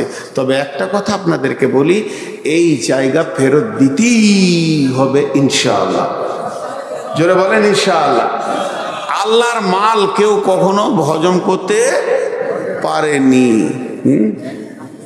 এখন মুশকিল হচ্ছে কি, একজনা খুব রেগে গেছে, ঘর ভাগ করে নিব, তো 2 ভাই টালির ঘর, লাফ মেরে উঠে গেছে, টালি ভেঙে দেবো রে, তুই অর্ধেক নিলে আমি অর্ধেক নিল, রেগে সব বাতি পাতি ছুঁড়ে ফেলে দিচ্ছে, খুব রেগেছু। আর ঘরের ওপর দিয়ে একটা 11,000 তার গেছে, রাগে ওটা কি ধরলেছে, তো ওই ফুটে গেল। তো এতদিন যা করছিল এই বেঈমানেরা আল্লাহর জমিতে হাত দিয়ে দিয়েছে। তা আল্লাহ তো সে আমাদের মতো ফট করে থাপ্পড় মেরে দেয় না, 16 ধীরে ধীরে নিবে, এমন নিবে বিজেপি নামে শব্দটা ভারতের মাটিতে থাকবে না ইনশাআল্লাহ, ইনশাআল্লাহ থাকবে না। কেন? হাত দিয়েছে আল্লাহর মালে। আমরা যতই গুনাহ করি আমরা কার গোলাম? আল্লাহর গোলাম। এটা মুসলমানদের জানা আছে। যতই গুনাহ করি, পাপ করতে করতে বহু দূর চলে গেছি, শুধু আমি আবেদন করছি আপনাদের কাছে, পাপের দরজাগুলো বন্ধ করে এবার মসজিদে ঢুকে যাই। এবার দ্বিতীয় সলিউশন, এখন আমাদের করণীয় কি? আল্লাহ বলছেন বিসমিল্লাহির রহমানির রহিম, ওয়াদাল্লাহুল্লাযীনা আমানু মিনকুম ওয়া আমিলুস সলিহাতি লা ইস্তাখলিফান্নাহুম ফিল আরদি কামা ইস্তাখলাফাল্লাযীনা মিন কাবলিকুম। এই ওয়াদাটা আল্লাহর ওয়াদা, মানুষের ওয়াদা নয়। আল্লাহর ওয়াদা সত্য, ওয়াদাল্লাহি হাক্কান, আল্লাহর ওয়াদা সত্য, জীবনেও আল্লাহর ওয়াদা একটা মিথ্যা হবে না। আল্লাহ বলছে আমি তোদের সঙ্গে ওয়াদা করছি, মুর্শিদাবাদের লোক, আমি আল্লাহ নিজে ওয়াদা করছি, শুনেলে, ওয়াদাল্লাহুল্লাযীনা আমানু মিনকুম, হে ঈমানদার তোমাদের কাছে আমি ওয়াদা করছি, ওয়াআমিলুস সলিহাতি তোমরা 100 জনে 100 জন মসজিদে ঢুকে যাও, মসজিদে 100তে 100 জন ঢুকে যাও, তোমরা আমার সঙ্গে ওয়াদা করো, আল্লাহ আমরা যতজন আছি এতদিন ভুল করেছি, আর তো ভুল করব না, এখন আমরা মসজিদে চলে যাচ্ছি, ঢুকে যাও। আল্লাহ রসুলের একটা উদাহরণ দেবো আপনাকে। উদাহরণটা আমার ব্রেনের লাই, এটা আল্লাহ রসুল দিয়েছেন। একটা ঘোড়াকে দিয়ে উদাহরণ দিয়েছেন। ঘোড়া যখন কোনো ময়দানে ওর মালিক ওকে খোঁটা দিয়ে চড়তে দেয়, টাঙতে দেয়, আমাদের বর্ধমানের ভাষা হলো টেঙে দিয়েছে, মানে ও বাঁধা আছে দড়িতে, কোথাও যেতে পারবে না। তো ঘোড়ার তো শিং নেই, গলায় বাঁধা যায় না, তাহলে তো বেরিয়ে পালাবে। ঘোড়ার 2টা পায়ে বেঁধে দেয়, 2টা পাকে আগে বাঁধবে এতটা ডিস্টেন্স করে, যে মাঝে দড়িটা বেঁধে একটা খোঁটা পিটিয়ে দেয়। আল্লাহ রসুল ওই ঘোড়াটার উদাহরণ দিচ্ছে, যে ঘোড়ার মালিক এক সবুজ ময়দানে তাকে ঘোড়ার খোঁটা বেঁধে তাকে খোঁটাটা মজবুত করে পিটিয়ে দেয়। ঘোড়া চড়তে থাকে, ঘোড়া চড়তে থাকে, চড়া গায়ে ঘাসে ঘুরে ঘুরে ঘুরে ঘুরে ঘুরে ঘুরে খায়, এক দাঁত থেকে খায়। যখন চড়তে থাকে ঘোড়া অনেক আনন্দ হয়, আমি খেতে পাচ্ছি, এই আনন্দে আত্মহারা হয়ে সে ভুলে যায় আমি কোথা আছি, আমার মালিক আমাকে খোঁটা বেঁধে দিয়েছে, এইটা ভুলে গিয়ে সে তখন সোজা হাঁটতে শুরু করে। যখন সে সোজা হাঁটে, দড়িটা যত দূর অত দূর পর্যন্ত হাঁটবে, এর ফলে যখন সে পা তুলবে তখন দড়ি তাকে ঝিটকা মেরে দেয়, আর দড়ি তাকে একটা কথা বলে। সেই কথাটা কি? দড়িটা বলে, ঘোড়া রে তুই স্বাধীন নস, তোর একটা মালিক আছে, সে তোকে বেঁধে রেখে চলে গেছে।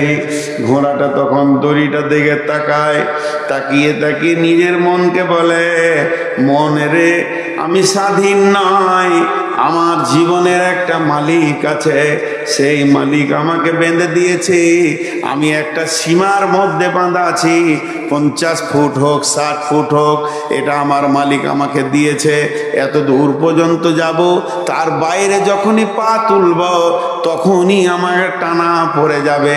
তখন ঘোড়া ওই দড়িটা দেখতে দেখতে দেখতে দেখতে গিয়ে খোঁটাটার দিকে তাকিয়ে দেখে, আর মনে মনে বলে, মন রে তুই এই খোঁটার আবদ্ধেই রয়েছিস রে মন, তোকে এই খোঁটার মধ্যে দিয়ে তোর মালিক চলে গেছে। এটা বিশ্বনবী উদাহরণটা দিলেন কেন, এমন করে বললেন কেন? এটা ঘোড়াকে বলে নাই, আমাদেরকে বলেছে, হে মুসলমান তোমরা হলে একজনার গোলাম, তুমি যার গোলাম তার নাম আল্লাহ, সেই আল্লাহ তোমাকে বেঁধে রেখেছে, কোরআন হাদিসের দড়িতে তোমাকে বেঁধে রেখেছে, তুমি তার বাইরে যেতে পারো না।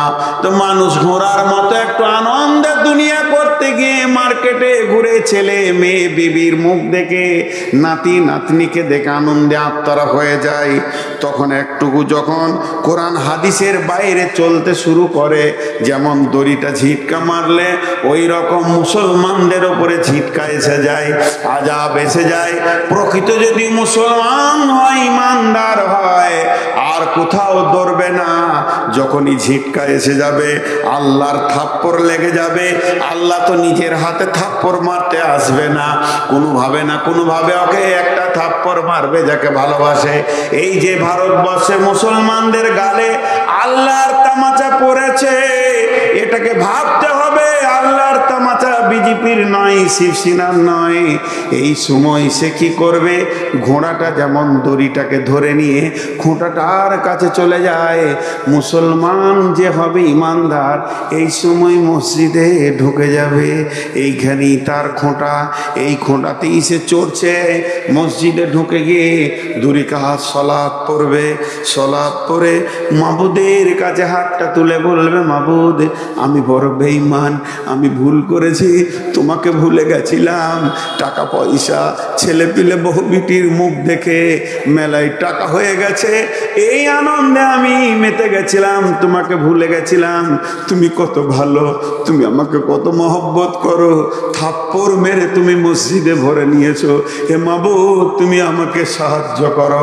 যখন এইভাবে মুসলমান কাঁদবে তখন বিশ্বের একটা বিজয়ীর পতাকা উঠবে, আল্লাহর নবীর কথা।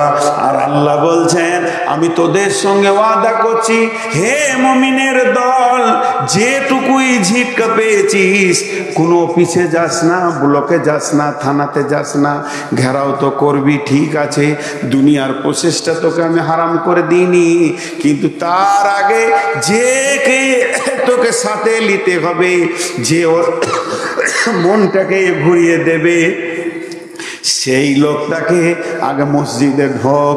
গোটা মুর্শিদাবাদকে বলছি, খাস করে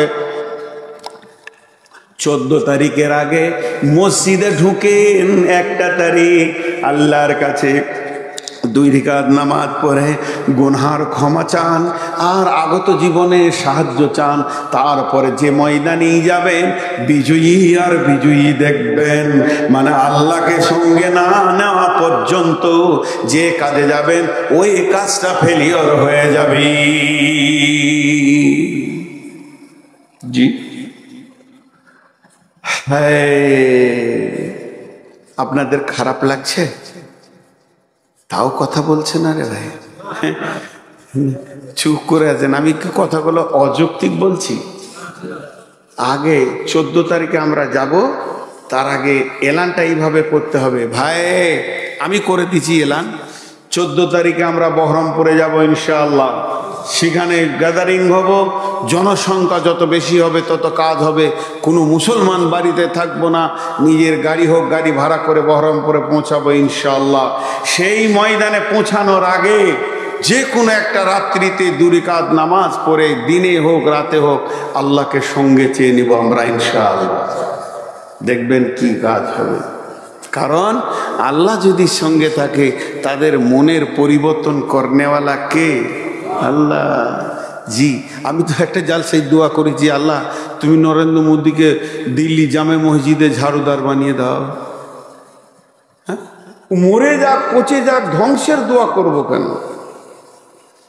পাকিস্তানে এক বক্তা বক্তব্য রাখছিলেন, আমি ইউটিউবে শুনেছি। তো ওর কথার যুক্তিটা আপনাদেরকে বলছি, উর্দুতে বলছে যে এই অমিত শাহ আছে, আদিত্যনাথ যোগী আছে, আর কে কে রয়েছে আপনারা জানবেন, আমাদের পশ্চিমবাংলায় রয়েছে। ওর মাথা মোটা পশ্চিমবাংলায় যেটা যেটা হুঁশ কম আর কি, কখন কি বলে জানি না। এ পাগলা আছে, এই দিলীপ ঘোষ টোষ আছে, আবার এই এর বাপের কোনো ঠিক নাই। এটা ওর নাম কি, রেলমন্ত্রী ছিল বিহারের, ওই নীতিশ কুমার। ওর নাম নিলে উজু ভেঙে যাবে, উজু করে যেন ওর নাম লিও না, নামাজ হবে না, আবার উজু করতে হবে, 2 বার নাম নিয়ে নিলে আবার গোসল করতে হবে। এর জাতি ঠিক নেই। তা এই লোকগুলো সব ধ্বংস হয়ে যাক, আপনারা বলবেন আমিন। ধ্বংস হয়ে যাক, দোয়া আমার দেওয়া চলবে? বলেন তো কেন চলবে না? ওর কাছে দাওয়াত পৌঁছিয়েছে, ইসলামের দাওয়াত এদের কাছে পৌঁছিয়েছে। আহমদ বিন হাম্বলের একটা কথা আপনাদের সামনে বলছি, মন দিয়ে শুনবেন, ট্রেস দিয়ে বলবো, এটা হাদিস লই, বুখারী লই, মুসলিম লই, তাফসীরে লই। আহমদ বিন হাম্বলের কথা, পৃথিবীর কোনো কোণে কোনো একটা জায়গায় কোনো একটা মানুষ, পৃথিবীর কোনো কোণে কোনো একটা জায়গায় কোনো একটা মানুষ, গরু ছাগলের মানুষ, বিনা দাওতে বেকালমা হয়ে মারা গেল। তার কাছে দাওয়াত পৌঁছালো না, ইসলামের খবর পৌঁছালো না, আর বেকালমা হয়ে মারা গেল। ওই লোকটা যে গুনাহ হলো, ওই গুনাহটা কিয়ামতের দিন মুসলমানদেরকে ভাগ করে দেয়া হবে। কেন দাওয়াত পৌঁছালো না? বন্ধুরে, এই যে মোদি আছে, যোগী আছে, আর অমিত শাহ আছে, এদের কাছে কালেমার দাওয়াত পৌঁছায়নি, ইসলাম পৌঁছায়নি। এর জন্য মুর্শিদাবাদে আপনাকে আমাকে নূর মোহাম্মদকে আল্লাহ ধরবে না। এদের কাছে কালেমা পৌঁছাবে কি? সৌদি সরকার পৌঁছাবে। সরকারে মিটিং হবে। ও যে লেভেলের লোক, ওই লেভেলের মুসলমান যারা আছে, ওদের তো টেলিফোনে কথা হয়, কালেমার দাওয়াত দাও, তৌহিদের দাওয়াত দাও। যদি দাওয়াত কবুল না করে, তারপরে বদদুয়া করে দাও। আগেই বদদুয়া করে দিব চলবে না। এর জন্য আমি অনেক জায়গায় বলি, আল্লাহ জাকির নায়েককে আরো কিছুদিন হায়াত দেখ এবং লোকটাকে জান্নাত নসিব করুক। কেন? ওকে দিয়ে পৃথিবীর কোণে কোণে ইসলামের দাওয়াত পৌঁছিয়েছি। টিভি দিয়ে কেউ বলতে পারবে না যে দাওয়াত পৌঁছায়নি। তো ভাইরা আমার, এদের কাছে দাওয়াত পৌঁছাতে হবে। দাওয়াত পৌঁছায়নি, ওদের লেভেলের লোকরা শুয়ে আছে, ভারতের মুসলমানকে মারছে, দুবাইয়ের সরকার ডেকে আবার ডোনেশন দিচ্ছে। শান্তিপ্রিয় নেতা বলে তাকে আবার আখ্যায়িত করছে। জবাব কি লাগবে না? কুড়ুলকে বলছে, গাছ আমাকে কাটছিস কেন? তোর কি করলাম? কুড়ালি দপ করে গাছে মেরেছে। গাছ বলছে, আমি নরম আর তুই শক্ত, লোহা তো শক্ত, তো তুই আমাকে মারছিস কেন? আমি তোর কি দোষ করলাম? তখন গাছকে কুড়াল বলছে, আমি মেরেছি বে, তোরই জাত আমার পাছায় লেগেছে, উঠেছে। সেও কাট। আজকে ভারতের মুসলমান মরছে, দুবাইয়ের ও হারামখোর ছাঁটা দাড়ি, ওর মুখ পানে তাকাইলে ওর উজু ভেঙে যাবে। খালি ফতোয়া দিয়ে দিচ্ছে, আমি সামালতে পারছি না। ও বেঈমান আবার ওকে প্রাইজ দিচ্ছে, বিশ্বের শান্তিপ্রিয় নেতা বলে আখ্যায়িত করছে। এগুলো জবাব কে দিবে? জবাব লাগবে। এরা জানে না যে কি চলছে, খবর পায় না, পায়। এগুলো আমাদেরকে মনে করছে পিঁপড়ে মরছে, গরু ছাগল মরছে, ওরা গদিতে আছে, ও কোটাই মানুষ। জি না, আজকে মুসলমানদেরকে স্ট্রং হতে হবে। আমরা বিজয়ী হবেই, ইনশাআল্লাহ বিজয়ী হব। এ সম্পত্তি ফেরত দিতেই হবে। শুধু ফেরত দিবে না, ওর ডবল দিতে হবে, ওর বাপকে দিতে হবে। কারণ না দিয়ে উপায় নাই। এ সম্পত্তি আল্লাহর পাকারে চলে গেছে, আল্লাহর কাছে কেস চলে গেছে, আল্লাহর কাছে পৌঁছে গেছে। কেউ দিয়েছে না দিয়েছে, আমি নূর মোহাম্মদ দিয়েছি আল্লাহকে, আপনারাও দেন। যখনই নামাজ পড়বেন একটা কথা মুখ দিয়ে বলবেন, আল্লাহ এই তোমার জমির কেস তোমাকে দিলাম।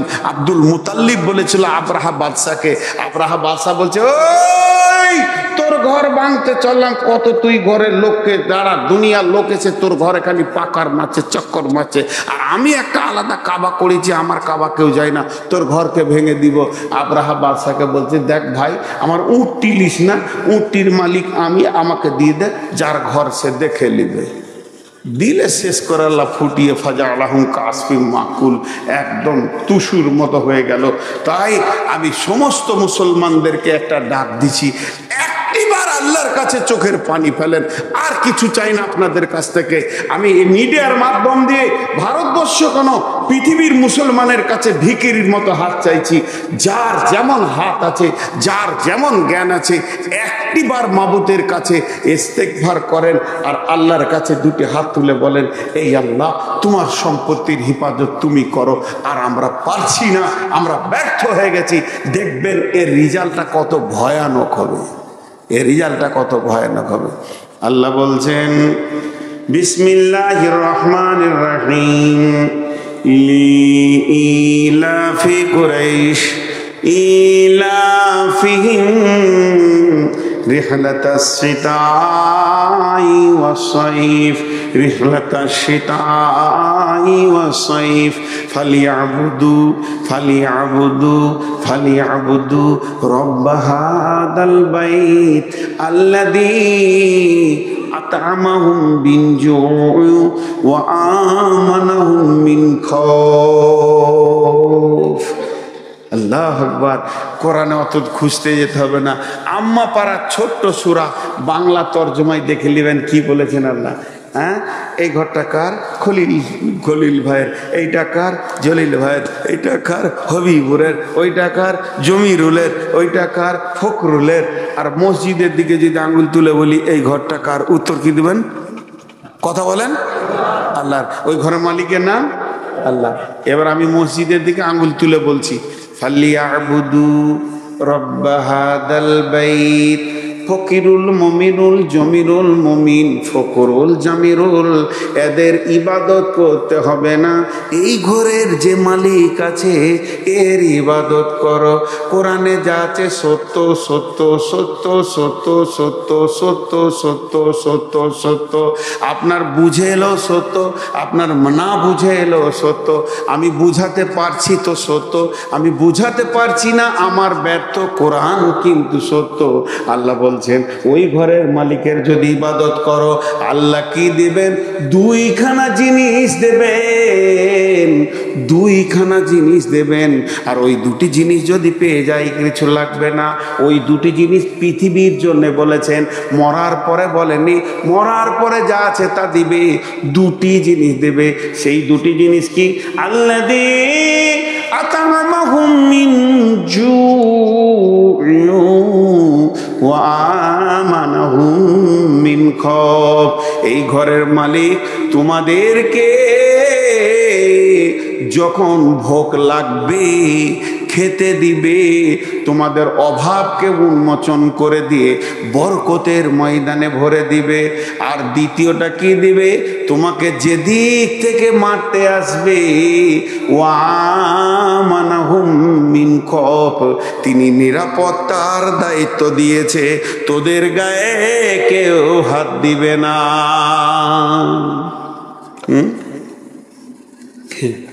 আমাদের বোলপুরে একটা কুত্তা স্করপিও গাড়িতে চেপে বেড়াইছে রে। কপাল কত ভালো রে বা। হ্যাঁ, স্করপিও গাড়িতে আছে। একদিন দেখছি উমরপুরে অনেক রাত 1:30 2টোর সময় চা খাবো, বাড়ি যাব, তার একটা গাড়ি এসে লাগলো, যাইলো মনে হয়। তো সবাই নেমে চা খেয়েছে, তো কুত্তাটা জানলাতে মুখ বার করছে আর জিভ বার করেছে। আমি বললাম তোর কপাল কত ভালো রে, কত টাকায় কিনেছিলি?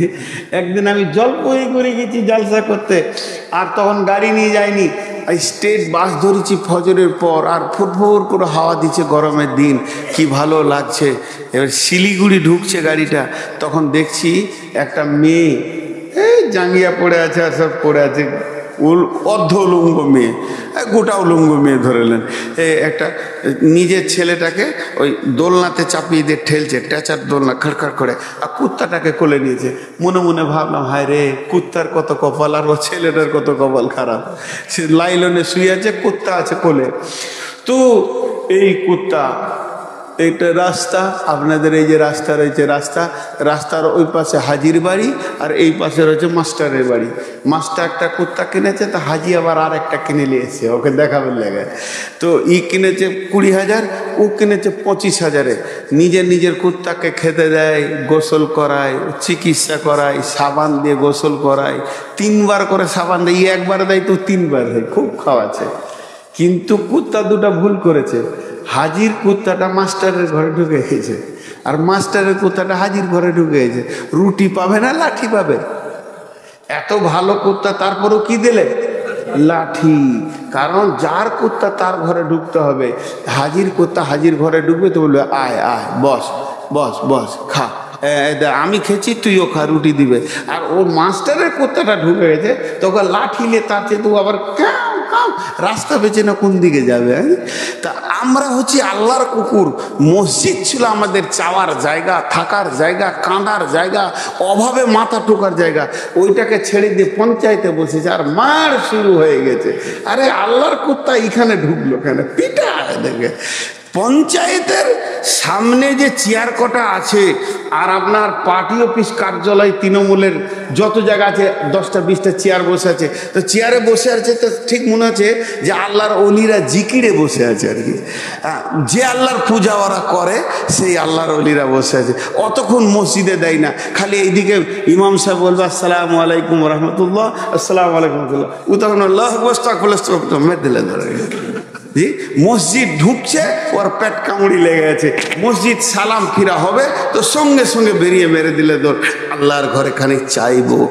জি, একটা বক্তার নাম করব না আমি, ভালো মানুষ, বাংলাদেশ বাড়ি, উনি সৌদি আরব গিয়েছেন উমরা করতে, বারবার দেখা হচ্ছে। তা আমাকে একজন বললো যে ওনার সঙ্গে আমার দেখা হলো, উনি মসজিদের দিকে যাচ্ছেন অনেক রাত্রি। তো জিজ্ঞেস করলাম যে মৌলানা আবার এত রাতে মসজিদে যান, ঈশা তো হয়ে গেছে, আবার ফজরে যাবেন? বলছে না রে বাপ, ভিক্ষা চাইতে এসছি, আর চাওয়া হচ্ছে না, এখন গাদা চাবো, সারা রাত চাইবো, এসেছি চাইতে লেগে কাবা শরীফে যাচ্ছি। কিন্তু ঘটনা হচ্ছে আমরা চাইতে জানি না কোথা চাইতে হবে, আমাদের ভুল হয়ে যাচ্ছে কোনো একটা জায়গায়। ঠিক করে ভেবে চিনতে দেখেন, নিশ্চয়ই কোনো জায়গায় আমার ফলস আছে। আমার আল্লাহ যদি আমার ওপরে রাজি থাকে তা আমরা বিশ্বকে বিজয়ী করব, 3 জন 4 জন 10 জনে বিজয়ী করব। গোলাম মুর্তজা একটা হিসাব দেখিয়েছিলেন, যতগুলো দেশে মিলিটারি আছে, শক্তি আছে, আর্মি আছে, হাই স্কুল আছে, কলেজ আছে, প্রেয়ার লাইন যখন করা হয়, প্রেয়ার মানে হচ্ছে প্রার্থনা, আর আমি ওটাকে পিরিয়ড বলি, মানে ওটার প্রার্থনা লাইন। তো এই লাইনটা যখন করা হয় কোন দিকে দাঁড়ায় বলেন? কোন দিকে দাঁড়াই? একটার পেছনে একটা না একটা পাশে একটা দাঁড়াই? জোরে বলেন না। একটার পেছনে, তার পেছনে একটা। সারা পৃথিবীতে এখনো যতগুলো প্রেয়ার করা হয় পেছনে দাঁড়ায়, তাহলে এক পেছনে এক কত হলো? তার পেছনে এক কত হলো? এমনি করে 4 5 6 7 যত গুনবেন গুণ ওইভাবে বাড়বে। আর আল্লাহ রসুল প্রেয়ার লাইন কেমন করে শিখিয়েছেন? একটার পাশে একটা। নামাজে কিভাবে দাঁড়ায়? একটার পাশে একটা না একটার পেছনে একটা? একটা পাশে একটা। তো একের পাশে এক কত? একের পাশে এক হলে 2 হয় না 11 হয়? কোন স্কুলে করো তুমি? আর তার পাশে এক, তার মানে তার পাশে এক, তাহলে কত হলো? তো মুসলমানরা যখন 4টা দাঁড়াবে তখন ওদেরকে 1111টা দাঁড়াতে হবে। মুসলমানরা যখন 5টা দাঁড়াবে, 6টা দাঁড়াবে, ওদেরকে 1 লাখ আসতে হবে, তবেই পারবে। বিশ্বনবী শিখিয়ে দেখেছেন, কাকে দাঁড়ানো বলে জানো না তোমরা। আর কাঁপিয়েছে এইভাবে পৃথিবীটাকে। শুধু আমরা দুর্বল হয়ে গেছি, নিজেকে আল্লাহকে পেছন থেকে সরিয়ে দিয়ে। এখন আমরা আল্লাহর কাছে এই মর্মে দোয়া করব, হে আল্লাহ তুমি আমাদের হয়ে যাও, আমাদেরকে আপনজন বানিয়ে নাও। আমিন বললেন না তো? বলল কত বড় দোয়া। এ আল্লাহ তু হামারে বাঞ্জা হাম সবকো আপনা বানা লে। আমিন। এ আল্লাহ তোমাদের, আমরা গুনাহ করেছি, আমরা বড় বড় কাবিরা গুনাহ করেছি, আমাদের গুনাহগুলো মাপার মতো কিছু নাই, এত বড় গুনাহ করেছি। আর যতই গুনাহ করেছি তবু তোরই মাবুদ, তোরই গোলাম। এ আল্লাহ আমাদের গুনাহগুলোকে মাফ করে দাও। এ আল্লাহ আমাদের গুনার উপরে নারাজ হয়ে এত বড় আযাব দিও না। এ আল্লাহ তুমি আমাদের গুনাহগুলোকে মাফ করে দাও এবং বেঈমানদের কাছ থেকে আমাদের জমিকে আমাদেরকে ফিরিয়ে দাও। এ আল্লাহ তুমি পারবে। আমরা 14 তারিখে ময়দানে যাব, এটা পৃথিবীর নীতি হিসেবে যাচ্ছি, তবে তুমি আমাদের সঙ্গে থাকো, নিশ্চয় আমাদের মাল আমাদের কাছে আবার ফিরিয়ে দাও। হে আল্লাহ মুসলমানদের জান মাল ইজ্জত আবরু আওরাত সবের তুমি হেফাজত করো। হে আল্লাহ আমাদের মা বাপ ভাই বোন যারা কবরে চলে গেছে, সেই কবরবাসীকে তুমি ক্ষমা করে দাও। তারা তোমার আদালতে যদি, আমি দোয়া দিচ্ছি আপনারা আমিন বলছেন না, বলেন আমরা কত দুর্বল মুসলমান দেখেন। জি, এখান থেকেই বোঝা যাচ্ছে। তারপরে এরা বলছে যে ছিনকে লেঙ্গে পাকিস্তান কো, কিছুই পারবে না, সোজা করে বইয়ের সামনে দাঁড়াইতে পারে না, আমরা মন্ত্রীর সামনে দাঁড়াবে। হ্যাঁ, এই দোয়াগুলো নিতে চাইছেন না। জি ভাই, এখনই এতক্ষণ বক্তব্য দিলাম, আল্লাহর কাছে আগে চাও, আল্লাহকে সঙ্গে লাও। এ আল্লাহ তোমার কাছে আমরা অনেক ইমানি দিক থেকে ঘাটতিতে পড়ে গেছি, নিচে পড়ে গেছি, তুমি আমাদের হাত ধরে তুলে লাও। এই মাবুদ, এই জালেম বেঈমানদের কাছ থেকে তুমি আমাদেরকে হেফাজত করো। আল্লাহ ওদের কাছে আমরা দাওয়াত পৌঁছাতে পারিনি, এটা আমাদের দুর্বল, কিন্তু এখন মিডিয়া দ্বারা বহুত ইউটিউবে পৌঁছে গেছে, ওরা মানবে কিনা জানি না, তবে তোমার কাছে দোয়া করি ওদেরকে রাতারাতি কালেমা দাও, দিয়ে আমাদের দলভুক্ত ভাই করে দাও। যদি তোমার কলমে কালেমা না থাকে তো দৃষ্টান্তমূলক আযাব দিয়ে ধ্বংস করে দাও। হে আল্লাহ তোমার নবী বলেছে মুসলমান সমূলে শেষ হবে না, বেশ হক হবে না, তোমার নবী যখন বলেছে তখন হবে না, তুমি মেনে নিয়েছো। আমরা তো তোমারই গোলাম, আমরা তোমার গোলামি করতে পারিনি, তুমি আমাদেরকে ক্ষমা করো। তা বলে ওই বেঈমানদের হাতে তুলে দিও না, তুমি আমাদেরকে হেফাজত করো। আল্লাহ তুমি আমাদের আখেরাতকে হেফাজত করো, আমাদের মা বাপ ভাই বোন যারা মারা গেছে তাদেরকে মাফ করো। আর আজকের এই মাহফিলটা প্রথম বার্ষিকী না, 6 নম্বর বার্ষিকী। তা এই ছেলেগুলো, জোয়ান ছেলেরা, কে চালাবে? আমার বাপ পারবে না, 1.5 ঘন্টা হলো না, নিজের রসে বলছে শেষ করে না, বলছে আরো চালানো, ভাবছে আরো বক্তা আছে নাকি, বলছে না তুমি চালাবে, আবার নতুন করে ধরা হয়। সমস্ত সব 1 ঘন্টা করে করেছি, রোজার পরে যতগুলো যাচ্ছে, এইটা নিয়ত করেছি 1.5 ঘন্টা, 1.5 ঘন্টা পেরিয়ে গেছে, আর 5 মিনিট পেরিয়ে গেল। যাক, এখন আপনাদের কাছে আমার শেষ আবেদন এইটুকুই, এই যুবক ছেলে যারা এটা আঞ্জাম দিয়েছে, আল্লাহ এদেরকে বদলা দান করুন। কিন্তু আপনাদের কাছে আবেদন, 2 রাকাত নামাজ পড়েন, 2 রাকাত নামাজ, বেশি চাইনি, 2 রাকাত নামাজ আল্লাহর কাছে পড়ে হাত তোলেন, আল্লাহ আমাদেরকে তৌফিক দান করুন। আল্লাহ আমিন। সুবহানাকা আল্লাহুম্মা ওয়া বিহামদিকা ওয়া আশহাদু আল্লা ইলাহা ইল্লা আনতা আস্তাগফিরুকা ওয়া আতুবু ইলাইকা। আর কত যা বলে বাপ, সবগুলো 1 ঘন্টা দিচ্ছি। এই রোজার পর থেকে যতগুলো জালসা করলাম 1 ঘন্টা, এইটা করলাম 1 ঘন্টা 37 মিনিট, 1 ঘন্টা। এই তো কাবিল, ওই আজ কাবিলপুরে জালসা ছিল জানেন, আজকে কাবিলপুরে ছিল জানেন, হ্যাঁ ওইটা কেটে দিয়েছি, ওই জন্য বললাম যে হ্যাঁ, আর এই চালাতে মনে করলাম লাইট, তাহলে তোরা ওখান থেকে মারবে। হ্যাঁ।